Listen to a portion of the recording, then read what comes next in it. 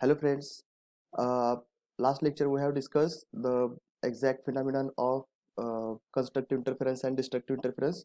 Today actually we are going to study the steady interference pattern under the guidance of Honorable Professor Chate sir, President of Chate Group of Education. So let us see what exactly mean by steady interference pattern.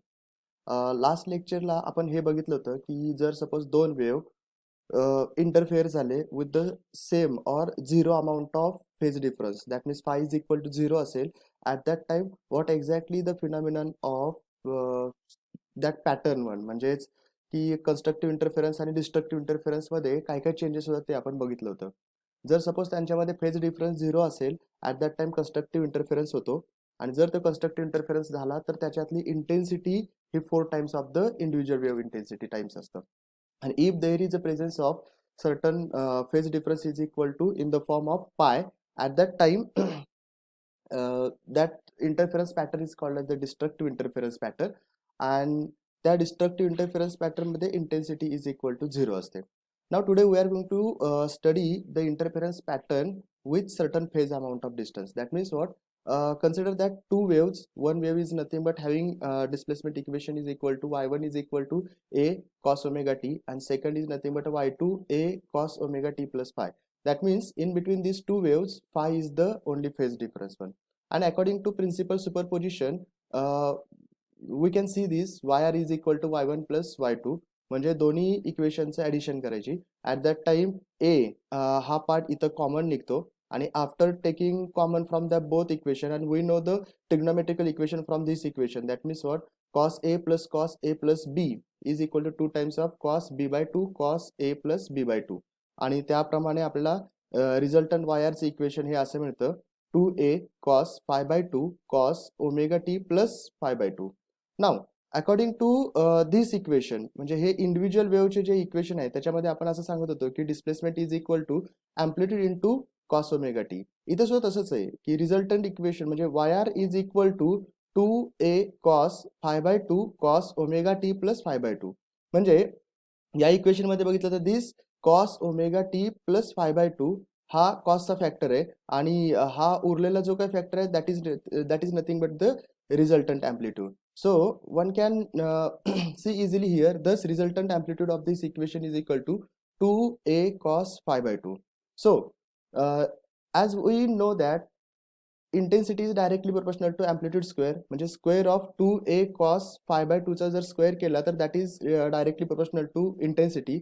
So resultant intensity is equal to square of that 2 4 square of a square म्हणजे a चा square is equal to I and cos square phi by 2 म्हणजे जे इथं दिसतं ते त्याच form मध्ये इथं आहे. So for a constructive interference and destructive interference we know the requirement of phase difference one. If phase difference is 0 or plus or minus 2 pi 4 pi 6 pi, that means even multiple of pi, and ती जर value या equation मध्ये put up केलं then we can see the constructive interference band. And if suppose phi is equal to plus or minus pi 3 pi 5 pi etc, at that time resultant intensity जी येते that is called as the destructive interference one. आणि हे जे red colour मध्ये दाखवलं that is the condition for constructive and destructive one. But if suppose sources of light are coherent, that means phase difference is constant with respect to time. म्हणजे जर source of light with respect to time जर change नाही झाले तर जो काही interference pattern तयार होतो that is also steady one, तो सुद्धा टाइम प्रमाणे व्हॅरी होत नाहीये. म्हणजे there is a no change in a position of maxima and minima with respect to that time.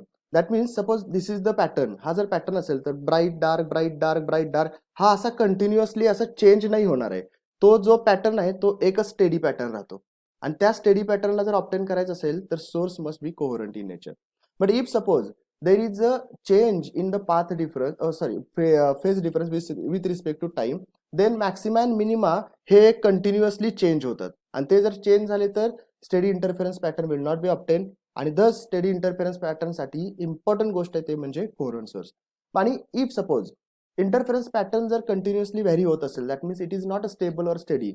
At that time average और टाइम ॲव्हरेज इंटेन्सिटी डिस्ट्रीब्युशन जर determine केलं तर आपल्याला माहिती आहे ॲव्हरेज म्हणजे काय असतं की दोन्हीचे addition divided by 2. So steady interference pattern मध्ये हायेस्ट इंटेन्सिटी असते 4 times of I and lowest intensity असते 0.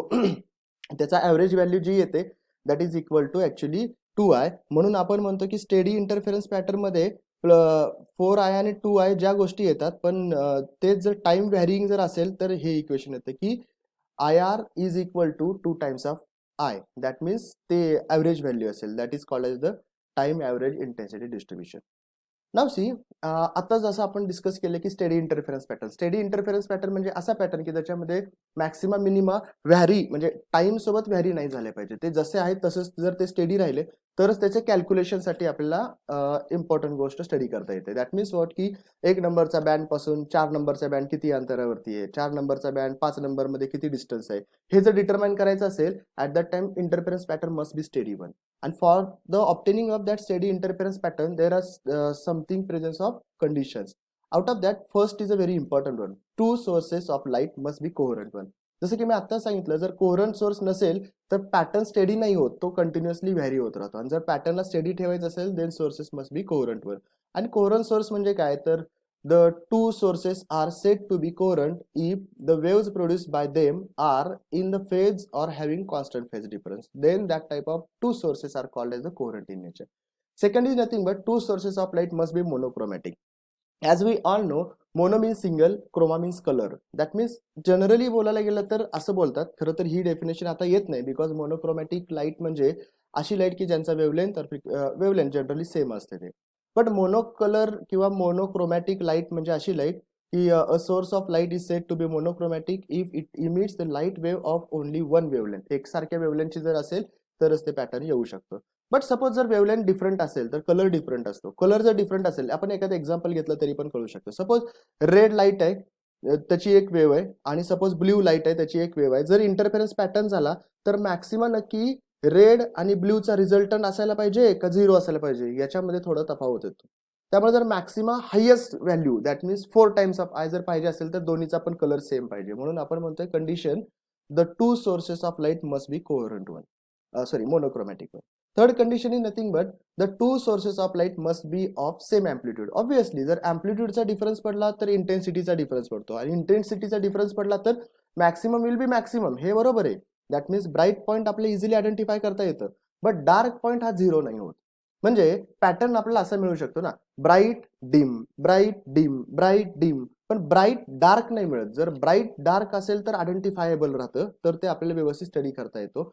त्यामुळं जर पॅटर्न व्यवस्थित पाहिजे असेल, एका फिक्स्ड फॉर्मॅटमध्ये किंवा स्टडी फॉर्मॅटमध्ये जर पाहिजे असेल, at that time amplitude must be same one for that two waves.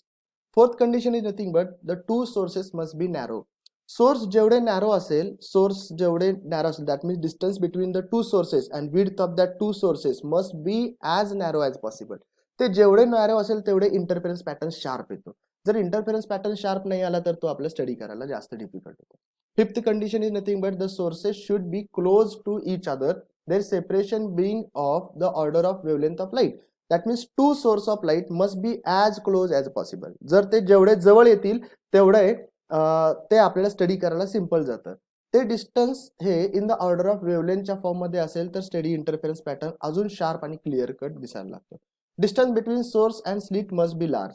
That means source जिथून 2 रे ऑफ लाईट येणार आहेत अँड स्क्रीन ज्याच्यावरती इंटरफेरन्स पॅटर्न सगळा स्टडी होणार आहे, हे दोन डिस्टन्स जेवढं जास्त लांब असेल तेवढे तो जो काय बँड किंवा फ्रिंज विड्थ असेल ना त्याचं डिस्टन्स जास्त राहतं. जेवढं डिस्टन्स फ्रिंज विड्थचं जास्त तेवढं आपल्याला स्टडी करायला जास्त सोपं जातं, आणि एरर जो काय मॅन्युअल एरर असायला पाहिजे तो इथं नलिफाय होतं ते.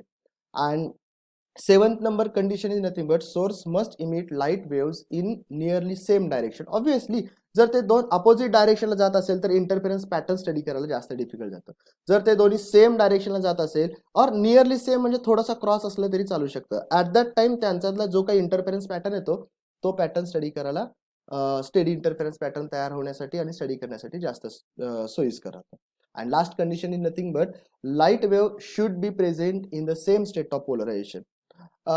We can discuss the state of polarization. Actually polarization म्हणजे जेवढे काही रे ऑफ लाईट आहेत ते मल्टी पोलरायझेशन, म्हणजेच ज्याला आपण जनरली बोलायला गेलं तर एका सेम वेवलेंथच्या फॉर्ममध्ये जर सगळेचे सगळे रे ऑफ लाईट असेल then it is called as the polarised wave, और otherwise it is called as the non polarised light.